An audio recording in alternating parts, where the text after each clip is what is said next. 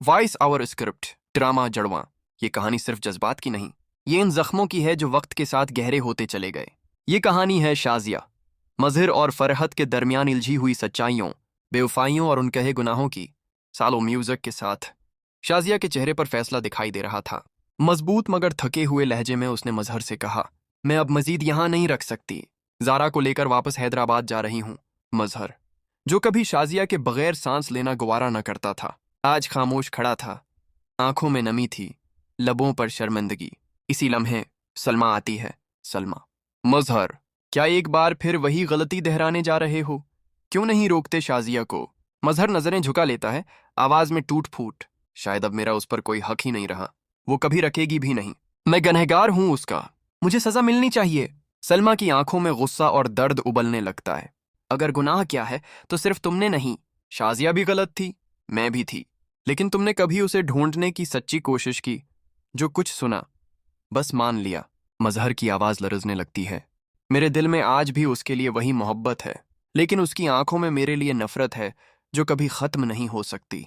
सलमा उसका हाथ थामती है, आंखों में उम्मीद झलकने लगती है। कोशिश करो मजहर, आखिरी सांस तक उससे माफी मांगो, शायद वो मान जाए। मजहर सलमा को देखता है, शर्मिंदगी के समंदर में डूबा हुआ। तुम हमेशा मेरी खैरख्वाह रही हो सलमा, और मैंने हमेशा तुम्हें तकलीफ दी। अब मैं चाहता हूं कि न तुम टोटू न शाजिया इस घर में रुके। ये सब खत्म हो जाना चाहिए। इधर फरहत शाजिया के सामने खड़ी थी, आंखों में गुरूर और जबान में जहर। जो कुछ तुम कर चुकी हो वही करो, यहां से चली जाओ। तुम्हें लगता है मजहर की जिंदगी में तुम वापस आ सकती हो? तो ये सिर्फ तुम्हारा ख्वाब है। शाजिया का चेहरा गुस्से से लाल मगर लहजा मजबूत। मैं मजहर की पहली बीवी हूं, कानूनी हक रखती हूं यहां रहने का। तुम मुझे नहीं बल्कि खुद को इस घर से जाना होगा। फरिश्त हंसती है, मगर उसकी हंसी में डर छिपा होता है। तुम मुझे निकालोगी? ये घर मेरा है।